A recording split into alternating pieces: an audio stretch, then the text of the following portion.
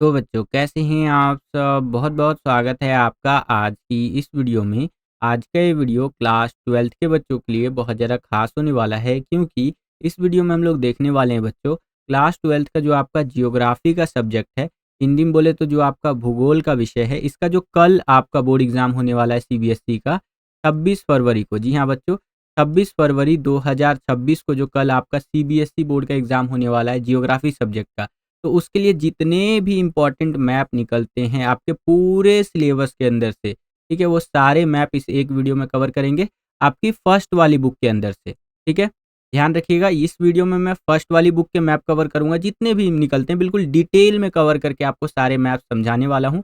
और इसके बाद एक सेकंड बुक का वीडियो भी प्लान कर रहा हूँ मैं, ठीक है? जिसके अंदर जितने भी सेकंड बुक से, इंडिया वाली बुक से इम्पोर्टेंट मैप निकलते होंगे, वो सारे मैप आपको मैं कवर करवा दूँगा, ठीक है? तो अगर आपको सेकंड वाले बुक का मैप का वीडियो चाहिए तो आपको कमेंट करना है यस जय भैया, ठीक है? यस जय भैया, ठीक है? तो आप ऐसे कमेंट कर सकते हैं, तो मैं आपके लिए डेफ़िनेटली सेकंड बुक का भी जल्दी अपलोड कर दूँगा क्योंकि कल ही बोर्ड एग्ज़ाम है ना? अगर इस वीडियो पर 100 से ज़्यादा कमेंट आ जाते हैं ना कि यस जय भैया सेकंड बुक का भी अपलोड कीजिए, तो मैं बहुत जल्दी अपलोड कर दूँगा और एक बच्चा 10-10, 15-15 कमेंट भी कर सकता है, ठीक है? और इस वीडियो पर हम लोग एक लाइक का टारगेट भी रख लेते हैं, केवल और केवल यहाँ पर 280 लाइक, इतना छोटा सा लाइक का टारगेट है।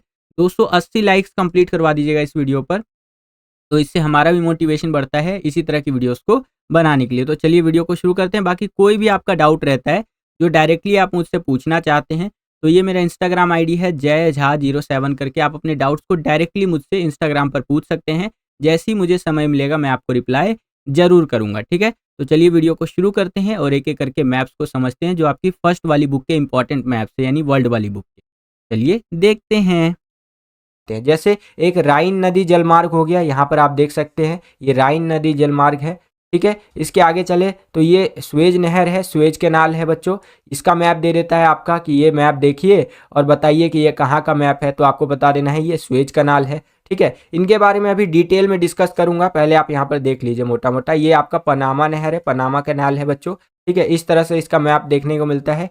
इसके आगे चले तो ये आप देख सकते हैं सेंट लॉरेंस जलमार्ग है ये, ठीक है? अब ये सारे जो मैप है, मतलब ये सारी जो लोकेशंस है, ये वर्ल्ड मैप में आपको कहाँ देखने को मिलेगा वो मैं एक बारी आपको दिखा देता हूँ। तो अगला जो क्लिप देखेंगे उसके अंदर मैंने पूरा पृथ्वी के अंदर दिखा रखा है कि कहाँ पर है ये जगह लोकेटेड, ठीक है? तो देखिए, तो यहाँ पर आप देख सकते हैं ये मैंने निकाल लिया है पूरा का पूरा ग्लोब।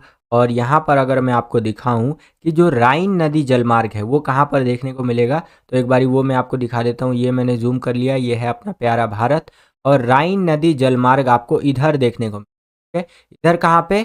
ये है आपका बेल्जियम और जर्मनी के बीच में आ जाता है, ये देख रहे हैं आप? ये बेल्जियम हो गया इधर और इधर जर्मनी हो गया, इसके बीच में आपका राइन नदी जलमार्ग आ जाता है, देख रहे हैं? ये है आपका राइन नदी जलमार्ग बच्चों, ठीक है? अब मैं आपको बताता हूँ कि जो पनामा नहर है, यानी कि जिसको आप पनामा कैनाल भी बोल सकते हैं इंग्लिश में, वो कहाँ पर है? वो आपका अमेरिका में आ जाता है। ये देख सकते हैं, ये अपना प्यारा भारत है और इधर मैं पृथ्वी को घुमाता हूँ, पीछे की तरफ चलते, ये आप देख सकते हैं यहाँ पर आपको पनामा नहर देखने को मिलेगा। ये देख रहे हैं, यहाँ पर लिखा हुआ भी देखने को मिलेगा पनामा नहर बच्चों, ठीक है? एक बारी मैं आपको जूम करके भी दिखा देता हूँ, ये आप देख सकते हैं, ये आपका अमेरिका में पूरा का पूरा पनामा नहर देखने को मिलेगा।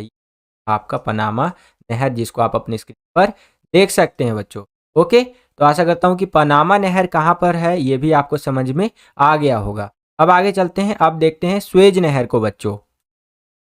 तो देखिए, अगर बात करें स्वेज नहर की, तो स्वेज नहर आपको इधर मिस्र में देखने को मिलेगा। ये देख रहे हैं, यहाँ पर है स्वेज नहर, अगर आप देख पा रहे हो, ये रहा आपका स्वेज नहर बच्चों, जो कि मिस्र में आ जाता है, ठीक है? ये नहरें क्या काम करती हैं? बहुत ज़्यादा इंपॉर्टेंट काम करती हैं, ठीक है? काम ये करती हैं कि ये एशिया को, कह लीजिए, यूरोप के बाज़ारों से जोड़ती है। जो हमारा एशिया है उसको यूरोप के बाज़ारों से जोड़ती है। जैसे ये स्वेज नहर है, ठीक है? मान लीजिए भारत में से किसी भी व्यापारी को अपना बहुत सारा सामान जो है दूसरे देश यानी यूरोप में पहुंचाना है, तो वो शिप में लोड करेगा वो सारा सामान, और वो शिप इधर से जाते जाते जाते जाते ये आएगा इधर से, फिर स्वेज नहर क्रॉस करेगा, स्वेज नहर जैसे ही वो शिप क्रॉस करेगा फिर कहाँ जाएगा, ये यूरोप में जा सकता है इजीली। यहाँ से ये यूरोप में ट्रेवल कर सकता है, मान लीजिए ग्रीस वगैरह, इधर से जहाँ भी यूरोप के जिस भी देश में जाना है वहाँ पर जा करके ये सामान जो है पहुँचाया जा सकता है। तो ये नहरें जो है वैश्विक अर्थव्यवस्था के लिए बहुत ज़्यादा इंपॉर्टेंट मानी जाती हैं बच्चों। तो आशा करता हूँ कि ये आपका स्वेज नहर भी आपको समझ में आ गया होगा, जो कि मिस्र देश में है। ठीक है, अब अगला जो है हमारा उसको समझ लेते हैं। एक हमारा और रह गया सेंट लॉरेंस जलमार्ग। ठीक है, ये आपको देखने को मिलेगा उत्तरी अमेरिका के अंदर। अगर मैं आपको दिखाऊं पृथ्वी आकर के, तो इधर आप देखेंगे ये रहा आपका अमेरिका। ठीक है, इधर मैक्सिको है, कनाडा ऊपर है, और यहाँ पर आप देखेंगे ये रहा आपका यहाँ पर सेंट लॉरेंस जलमार्ग। ठीक है, यह सेंट लॉरेंस नदी है ये बेसिकली, जहाँ से इजीली ट्रैवल किया जा सकता है। तो ये आपका ये लोकेशन देख सकते हैं। ठीक है, मैं आपको एक बारी जूम आउट करके भी दिखा देता हूँ ताकि आप इजीली समझ सके बच्चों। ठीक है, यह आपका अमेरिका पड़ गया। ठीक है, यूनाइटेड स्टेट्स, और इसके जस्ट इधर साइड राइट हैंड साइड में आप देखेंगे तो ये रहा सेंट लॉरेंस नदी या जलमार्ग कह लीजिए। ओके बच्चों, तो ये कुछ इंपॉर्टेंट मैप्स थे जो कि आपके पेपर में आ सकते हैं। मैंने एक्चुअली आपको दिखा दिया कि धरती पर ये जगहें कहाँ पर है। अब जो इनका मैप है जो आपका सपोर्ट मटेरियल में दे रखा है, उसको थोड़ा सा समझ लीजिए बच्चों, क्योंकि जो आपका मैप आएगा ना उसमें आपको थोड़ा बहुत ही हिंट दिया हुआ रहेगा, और उस थोड़े बहुत हिंट को देखते हुए आपको पहचानना होगा कि ये कौन सा नहर है, कौन सा जलमार्ग है बच्चों। ठीक है, तो चलिए यहाँ पर आप देख सकते हैं ये है हमारा राइन नदी जलमार्ग का मैप। इसमें अगर आप ध्यान से ऑब्जर्व करेंगे तो इधर आपको जर्मनी देखने को मिलेगा जो कि है, और इधर आपको बेल्जियम देखने को मिलेगा जो कि देश है अगेन। ठीक है, और ये जो जलमार्ग है इसके बीच में आपका पड़ जाता है। बिल्कुल ध्यान से ऑब्जर्व कर लीजिए, ये मैप जब आएगा आपके पेपर में, मान लीजिए अगर ये पेपर में आ जाता है, ठीक है, तो ये हिंट जो अभी दिया हुआ है ना, ये इस तरह से, ये कुछ नहीं दिया होगा, बिल्कुल एकदम ना ब्लैंक मैप सा पकड़ा देंगे आपको, और आपको पूरा अंदाजा लगाना पड़ेगा कि ये है क्या। ठीक है, ये नाम दे सकता है आपको, जैसे नीदरलैंड और इधर ये सब चीज़ें दे सकता है, लेकिन बहुत हद तक आपको अंदाज़ा वहाँ लगाना पड़ेगा कि ये कौन सा जलमार्ग है।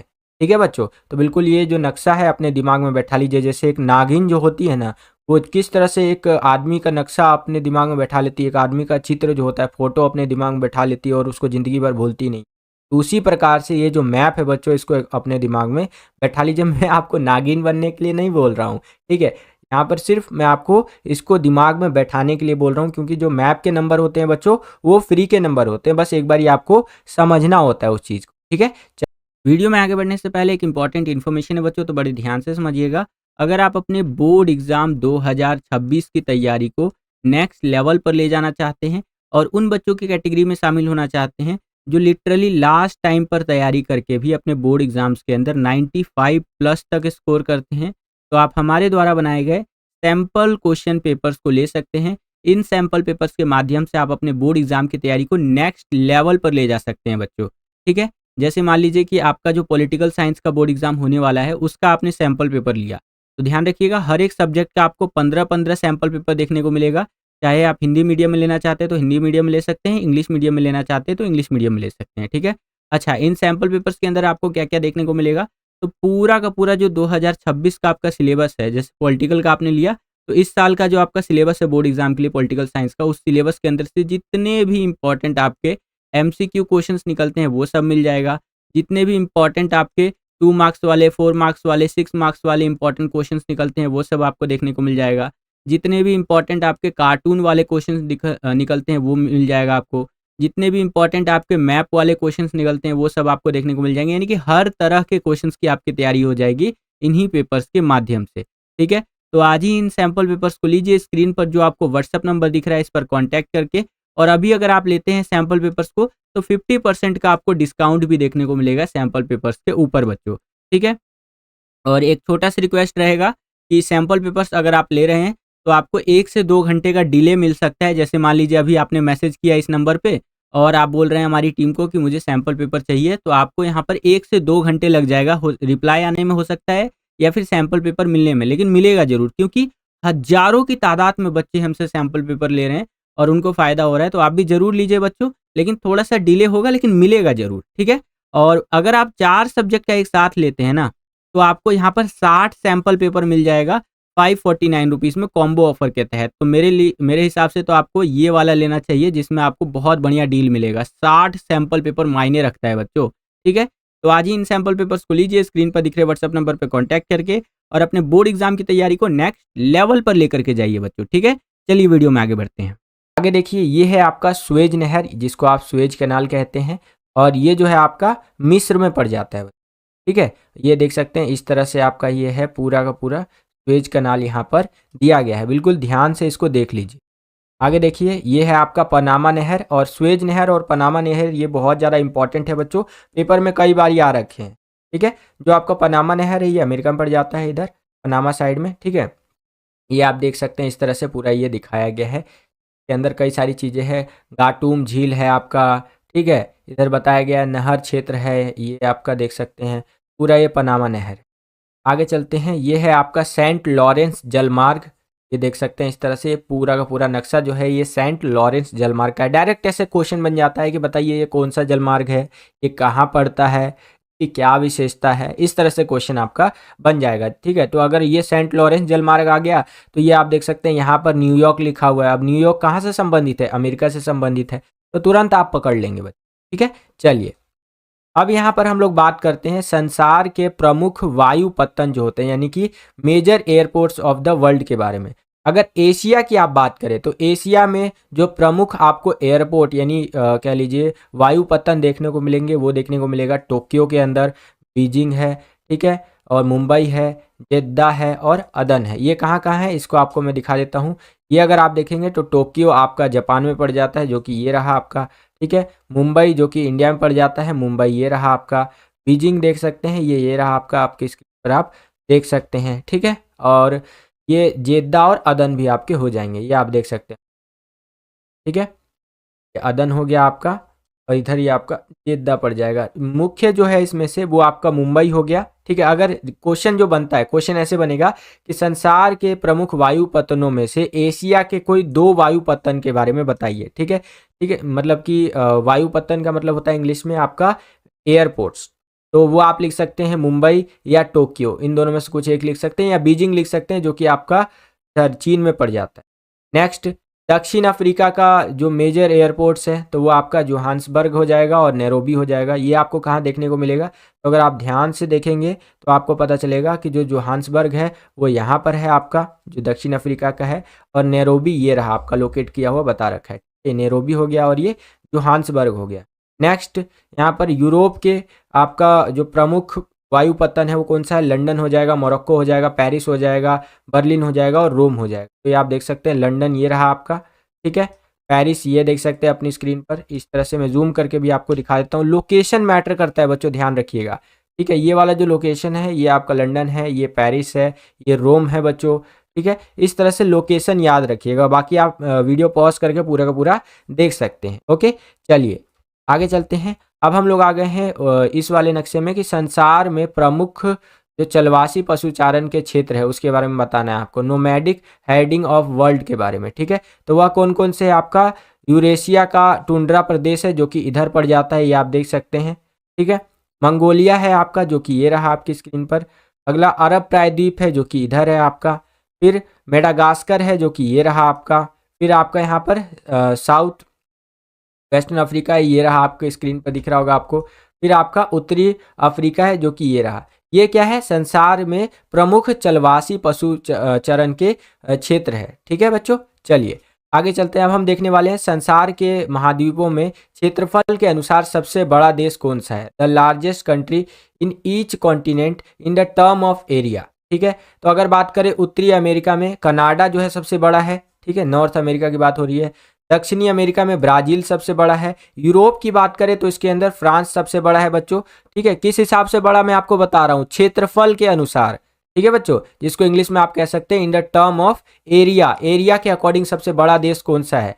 और आगे बात करें अफ्रीका जो महाद्वीप है इसके अंदर अल्जीरिया जो है ये बहुत बड़ा देश है क्षेत्रफल के अकॉर्डिंग। एशिया की बात करें तो इसके अंदर वैसे तो चीन नहीं आता है, लेकिन आप लिख सकते हैं ये चीन, ठीक है, आता है वैसे वो दक्षिण एशिया में नहीं आता।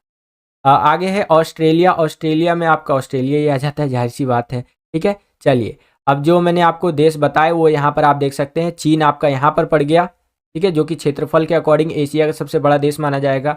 ऑस्ट्रेलिया आपका यहाँ पर पड़ गया, ये देख सकते हैं आप, ठीक है।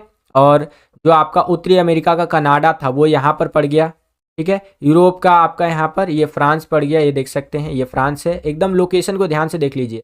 अल्जीरिया आपका यहाँ पर आ जाएगा और ब्राज़ील आपका ये रहा आपकी स्क्रीन पर, ठीक है। तो इस तरह से आप लोकेट कर सकते हैं बच्चों। आगे चलते हैं। अब हम देखने वाले हैं संसार के प्रमुख निर्वाहन संग्रह के क्षेत्र, ठीक है। निर्वाहन संग्रह के क्षेत्र कौन कौन से हैं, तो आप लिख सकते हैं उत्तरी यूरेशिया, जो कि ये रहा आपका, ठीक है। अगला है आपका दक्षिण पूर्वी एशिया, जो कि इधर आपका पड़ जाता है। भाई मैं पेन चेंज, ओके, तो ये इधर पड़ जाता है आपका। अगला है उष्ण कटिबंधीय अफ्रीका, जो कि इधर पड़ जाता है, ये भी आपका निर्वाहन संग्रह क्षेत्र के अंदर आता है। उसके अगला है अमेजोन बेसिन, जो कि यहाँ पर पड़ जाता है आपका। उसके अगला है आपका उत्तरी कनाडा, नॉर्थ कनाडा, जो कि यहाँ पर आपका पड़ जाता है, ठीक है। तो अगर क्वेश्चन आ जाता है कि संसार के 2 प्रमुख निर्वाहन संग्रह क्षेत्र बताइए, तो आप लिख दीजिएगा उत्तरी यूरेशिया हो गया आपका, दक्षिण पूर्वी एशिया हो गया आपका, या उष्ण कटिबंधीय जो अफ्रीका हो गया, ठीक है, अमेजोन बेसिन हो गया। इन सब में से कोई 2 लिख सकते हैं अकॉर्डिंग टू योर क्वेश्चन बच्चों।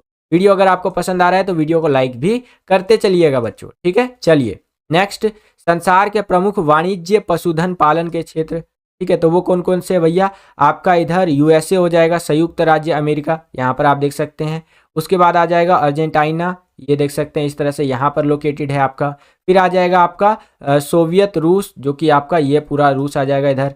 फिर आपका यहाँ पर आ जाएगा दक्षिण पूर्वी अफ्रीका, जो है ये यहाँ पर आपका है। ये क्या है, संसार के प्रमुख वाणिज्य पशुधन पालन के क्षेत्र है बच्चों। फिर आपका आ जाएगा ऑस्ट्रेलिया, ऑस्ट्रेलिया इधर पड़ जाएगा, सिंपल सा है। और फिर न्यूजीलैंड आ जाएगा, न्यूजीलैंड सबसे कोने में पड़ जाता है बच्चों, इधर साइड पड़ जाता है, ठीक है। तो ये इस तरह से आप लोकेट करके बता सकते हैं। नेक्स्ट, संसार में विस्तृत वाणिज्यिक अनाज कृषि के क्षेत्र, इंग्लिश में यहाँ पर आप देख सकते हैं। तो वो कौन कौन सा है, आपका प्रेरीज आ जाएगा, ठीक है, जो कि इधर लोकेटेड है आपका, ये अमेरिका के अंदर। फिर आपका यहाँ पर पंपाज आ जाएगा, जो कि ब्राज़ील के साइड में है, ठीक है। फिर आपका क्या आएगा, वेल्डस आ जाएगा, जो कि अफ्रीका में पड़ जाता है आपका। फिर आपका डाउन्स आ जाएगा, जो कि ऑस्ट्रेलिया में पड़ जाता है। फिर आपका कैडबरी आ जाएगा, जो कि न्यूजीलैंड में पड़ जाता है। फिर स्टैपिज आ जाएगा, जो इधर साइड आपका पड़ जाता है बच्चों, ठीक है। तो ये क्या है, संसार में विस्तृत वाणिज्य अनाज कृषि के क्षेत्र है बच्चों, ठीक है। चलिए अब नेक्स्ट देखिए, संसार में मिश्रित कृषि के प्रमुख क्षेत्र वो कौन कौन से हैं, तो वो आप लिख सकते हैं यहाँ पर उत्तरी अमेरिका का पूर्वी भाग, जो कि इधर पड़ जाता है आपका। फिर दक्षिणी अमेरिका के समशीतोष्ण अक्षांश वाले प्रदेश, जो कि यहाँ पर आपका पड़ जाता है। मैं आपको जूम करके भी दिखा देता हूँ एक बारी, ये आप देख सकते हैं अपनी स्क्रीन पर। फिर आपका आ जाता है यहाँ पर उत्तरी पश्चिमी यूरोप जो है उसका ये वाला हिस्सा। फिर आपका यूरेशिया आ जाता है, ये देख सकते हैं, रूस के इधर साइड में ये पड़ जाता है आपका। और फिर दक्षिण पूर्वी अफ्रीका आ जाता है, जो कि यहाँ पर पड़ जाता है, ठीक है। तो ये क्या है बच्चों, ये है आपके संसार में मिश्रित कृषि के प्रमुख क्षेत्र बच्चों। ओके, आगे चलते हैं। अब हम देखने वाले हैं संसार में पार महाद्वीपीय रेल मार्गों के अंतिम सिरों के स्टेशनों के बारे में, ठीक है, स्टेशनों के बारे में बेसिकली। तो ये इंपॉर्टेंट है, पेपर में आ जाता है कई बारी, ठीक है। तो यहाँ पर देखिए, पार साइबेरियन रेल मार्ग की बात करें तो ये आपका सेंट पीटर्सबर्ग से व्लादिवोस्टोक तक जाता है। ये मैप में आपको कहाँ देखने को मिलेगा, तो ये आप देख सकते हैं, यहाँ पर आ जाता है सेंट पीटर्सबर्ग, और यहाँ से ये चलते चलते चलते चलते चलते चलते चलते चलते ये आएगा आपका कहाँ तक, व्लादिवोस्टोक तक आएगा बच्चों, ठीक है। अगला देखिए यहाँ पर क्या है, अगला है पार कैनेडियन रेल मार्ग की बात करें तो शुरुआती जो इसका स्टेशन है वो है आपका वैंकूवर से हैलिफैक्स तक, वैंकूवर से स्टार्ट होता है और हैलिफैक्स तक जाता है। वैंकूवर कहाँ पड़ेगा आपका, यहाँ पर पड़ेगा, ठीक है। और हैलिफैक्स आपका यहाँ पर, तो यहाँ से चलते चलते चलते चलते ये रेल मार्ग यहाँ पर आकर के हैलिफैक्स पर खत्म होता है। ये कौन सा है बच्चों, ये है पार कैनेडियन रेल मार्ग। अगला है पार ऑस्ट्रेलियन रेल मार्ग, ये पथ से सिडनी तक जाता है। कहाँ से कहाँ तक जाता है, पथ से सिडनी तक जाता है। ये आप देख सकते हैं, ये रहा आपका पथ, और यहाँ से ये जाता है सिडनी तक, ठीक है। ये ऑस्ट्रेलिया के अंदर आ जाता है बच्चों। इस तरह से इंग्लिश मीडियम में भी आप देख सकते हैं। आशा करता हूं कि आपको समझ में आया होगा। आगे चलते हैं। अब हम लोग आ गए हैं संसार के प्रमुख समुद्री पत्तनों के अंदर, जिसके अंदर यूरोप की बात करें तो नॉर्थ कैप आ जाएगा, लंदन आ जाएगा और हैम्बर्ग आ जाएगा, ठीक है। आपको मैं दिखा देता हूँ, ये देख सकते हैं, ये आपका जैसे कि पहला यूरोप का था नॉर्थ कैप, लंदन और हैम्बर्ग। तो यहाँ पर आप देख सकते हैं, ये लंदन का आ गया आपका, ठीक है।